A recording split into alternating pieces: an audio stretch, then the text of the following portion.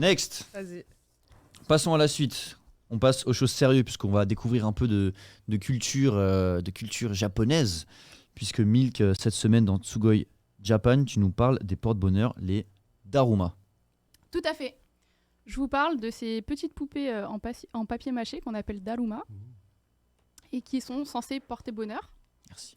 Est-ce que vous en avez déjà eu ou vu? Vu, oui. Vu oui, J'en ai non. déjà eu sans savoir ce que c'était. Ça me fait penser à des poupées russes. Ce n'est pas des poupées russes. Et du coup, l'idée c'est que je vous explique un peu à quoi ça sert, ce que c'est, Faire de d'où ça l'ASMR, vient, quelle est l'histoire. On va faire de la SMR, regardez. Ça commence. Horrible. Je le souffle pas trop. Pardon, chef. Alors du coup, le Daruma, c'est une petite poupée, donc généralement faite en papier mâché, ronde et traditionnellement rouge, avec des détails dorés. Et c'est une figurine porte-bonheur qui symbolise la persévérance. Ok.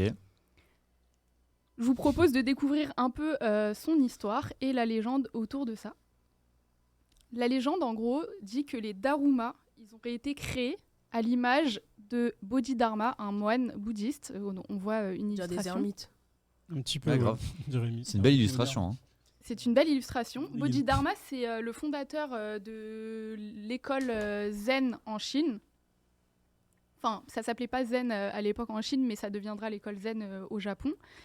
Et il n'y a pas beaucoup d'écrits qui relatent sa vie, mais il y a une légende en particulier qui est assez ancrée dans le folklore du bouddhisme et qui serait directement liée à la création de cette petite poupée. La légende raconte que le moine, après avoir développé tout son enseignement en Chine, il reprend la route et il décide d'entreprendre une longue méditation pour atteindre l'éveil. Donc en gros, les moines bouddhistes, ils pensent qu'en méditant pendant plusieurs heures, etc., ils pourraient atteindre cet état d'éveil et rejoindre un monde un peu plus spirituel. Et donc c'est là-dedans qu'il se lance. Et il décide il va passer 9 ans de sa vie en position assise à méditer. 9 ans.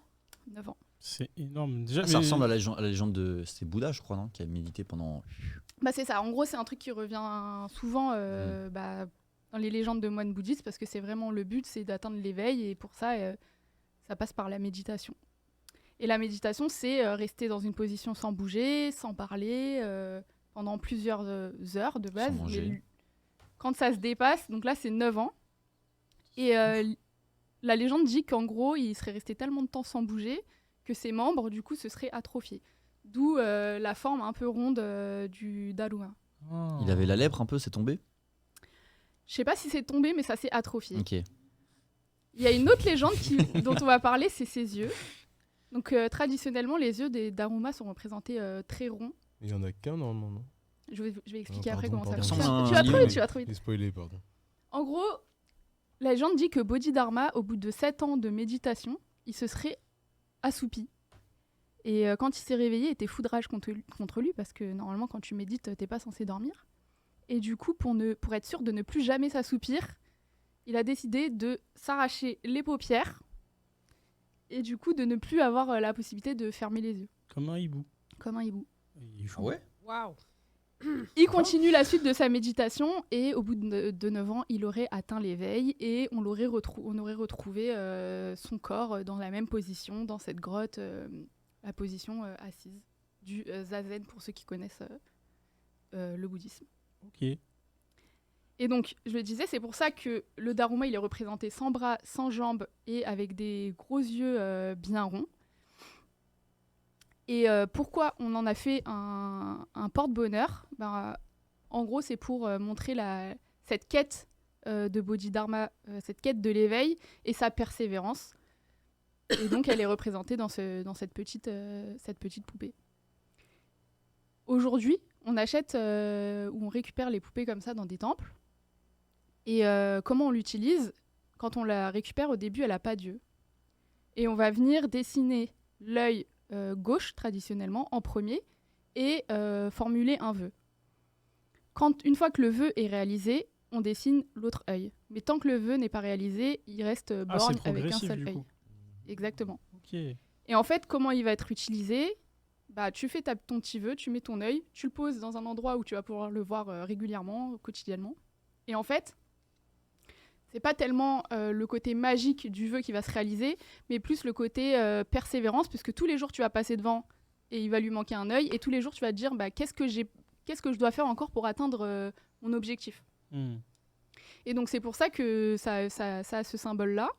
Et une fois que ton objectif est réalisé, donc tu dessines le deuxième œil, et normalement tu es censé le rapporter au temple où tu l'as acheté, ou même au bout d'1 an si ton objectif n'est pas atteint. Il faut pas l'acheter le trop loin rapporter. alors, hein, parce que...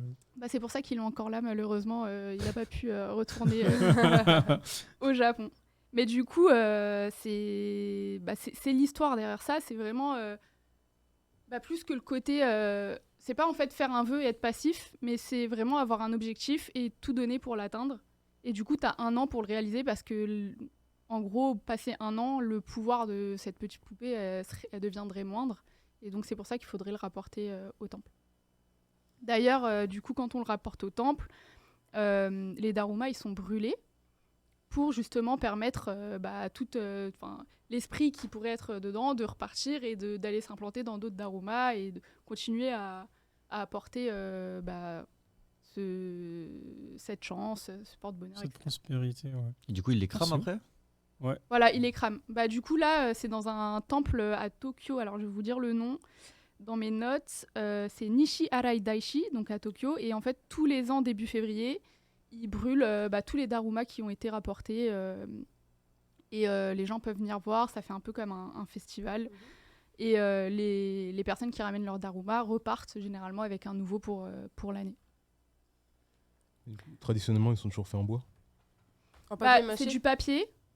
Normalement, c'est du papier. Après, maintenant, il y en a sous plein d'autres formes, donc je vais vous montrer après. Mais en gros, c'est une fabrication qui aurait commencé au XVIIe siècle par des moines, du coup, dans la ville de Takasaki. Et de base, c'était utilisé pour porter chance aux agriculteurs, Ah, d'accord. avec leurs récoltes, etc. Et par la suite, ça s'est répandu un peu dans tout le pays. Et aujourd'hui, la ville de Takasaki reste encore le producteur principal de daruma, sans compter évidemment Je savais la que- je savais bien production, qu'il y avait une made ville in quelque China. part au Japon où c'était vraiment spécialisé sur les daruma. Du coup, de nos jours, ce symbole est devenu très populaire. Et on va retrouver des darumas sous plein d'autres formes, déjà sous plein de couleurs différentes. Et ils sont très mignons surtout. Oh, le Hello Kitty. Sur la Fallait que ce droite, soit licencié. Sur la hein, ce droite, truc, ça hein. reste la forme Franchement. traditionnelle, mais avec des couleurs différentes. Et en gros, chaque couleur aurait une signification. Du coup, si je me souviens bien, le jaune, ce serait pour l'argent. Le noir, ce serait pour la prospérité de son business. Le blanc, pour les études, etc. J'ai pas toutes les c'est pour significations. Naruto. C'est ça. Pour devenir la femme d'Itachi. Exactement. Ça me fume. Et il y a aussi, du coup, plein de dérivés trop mignons. Donc, on voit le petit Daruma Hello Kitty, Akita Inu, des petits gâteaux, des petits porte-clés. Et j'en ai ramené 2 avec moi. Et d'ailleurs, ceux qui sont en haut à droite et il manque juste les yeux, je réouvre Dan Dan Dan parce que je trouve que ça fait très esprit dans Dan Dan Dan. Lequel Oui, bah, après, Ceux qui c'est n'ont pas même les yeux sur le encore. On dirait Oh On a un petit Daruma. un petit Ça, c'est un Daruma aussi. Ok. Ouais. Bah après, c'est la forme goodies, tu vois. Il n'y a pas vraiment de. Qui deviennent le roi des pirates. Le licensing. Oh, celui-là, il est stylé. Il est trop cool. Je l'ai pas ouvert, mais. Le Majin Buu. Ah, lui, il est pas petit. Hein. Et il est pas petit. Trop chou. Bah justement, des Daruma, il y en a sous Toutes les plein formes. de tailles différentes. Et il y a un truc que j'ai pas dit, parce que le mien, il le fait pas vraiment et je me serais ressenti conne. Mais d'habitude, ils sont formés sous forme de. Ah, ça y est, c'est Il y en a un qui a disparu. Il a disparu. Il a essayé de faire un Elle plan est par là, trop on ne le voit pas. J'aurais pu Oui, chill. oublier. J'aurais pu oublier. Mais rappelez-moi dans le chat que Soso elle m'a braqué ma peluche, s'il vous plaît. Ne le faites pas. En gros, normalement, ils sont faits sous forme de culbuto et en gros, quand tu les mets sur le côté, ils reviennent toujours debout. Et pareil, Ah, Il y a un pot en dessous. mais lui, il le fait pas. Donc, Il est voilà. handicapé. C'est pas- Ok, j'ai eu ta ref, Chris. Oui, t'as ma ref. Mais d'ailleurs, ça me fait penser que, parce que j'avais jamais trop tilté jusqu'à la dernière Japan Expo, mais il y a les Daruma d'or, Ouais.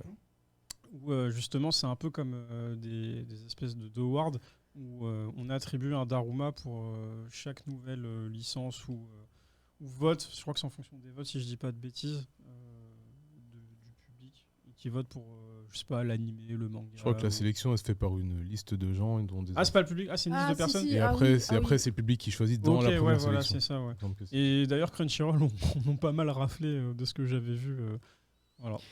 Après d'être fini. Ah bah eux, ils raflent tout. Hein. Bon, bref, en tout cas, ouais, c'était pour le petit clin d'œil. Et ben voilà, c'était tout pour les Daruma. J'espère que vous avez appris quelque chose. Bah, clairement, parce que Comme en toutes fait, les je voyais la forme, mais je savais pas ce que c'était. Donc, en vrai. Est-ce que ça te donne envie d'en acheter un? Franchement, les gros, ouais, ils sont trop stylés. mais du coup, ça veut dire que, comme tu l'as dit, il faut revenir pour du coup continuer. Après, oui, bah après, ça te motive à retourner au Japon aussi, tu vois. n'est-ce T'inquiète pas pas, je te le rendrai quand j'aurai réalisé. Ça existe en livraison ou pas? Bah, je pense que ça peut se trouver dans les boutiques, dans des boutiques en France spécialisées dans les. Let's Ok. go. Merci. Et, Nick. ouais, merci. Et avec juste dernière plaisir. question, il y a des boutiques à Paris où tu peux en trouver? Oui, je pense. Ok. Bah, après, je me souviens pas du nom de la boutique, mais rue Sainte-Anne, il y a une boutique où ils vendent des produits importés du dans Japon. lesquels- En face de Iguma. De la déco. Oui, je crois. Ouais, pas très loin. Mm. En face de Japan Truc de de voyage, exactement. Ouais. Et je pense que tu peux en Vous avez les trouver. mêmes refs. Ah, de ouf. Et après, il y a une autre boutique qui est trop cool, qui est en face de Junkudo. Ah. Et ils vendent plein de Ah, trucs. c'est. Mais tu m'avais amené. Mais oui, putain, c'est. Oh, j'ai plus. Je me Mais souviens c'est vraiment. plus petit goodies que. Bah, il y a des Daruma. Et il y en Ok. a des trop cool. C'est pas trop stylés. Anami. Non. Non. C'est pas ça le nom de la- J'ai plus, bref, j'ai plus de mémoire. Cool Japan. On nous Non. dit. Non, c'est juste sur la droite. Ah, du- Cool Japan, c'est peut-être le magasin rue Sainte-Anne. Mais je me Ok. souviens plus. Ok. Bah merci. Moshi Moshi, exactement. Moshi Moshi. Pichou, Ok. elle est trop forte. Bien joué. Merci Milk de nous apprendre quelque chose de nouveau toutes les semaines. La semaine dernière, on a vu Avec plaisir. 4 musées insolites. 5 5 musées insolites au Japon. Au Japon, ouais. Chaque fois, une petite chronique. J'espère que vous les avez mis dans votre to-do list. Dans to-do On a list. parlé de Team Lab ou pas? Non. Enfin, on en a parlé rapidement, mais ça Ah, faisait ok. pas partie de la sélection.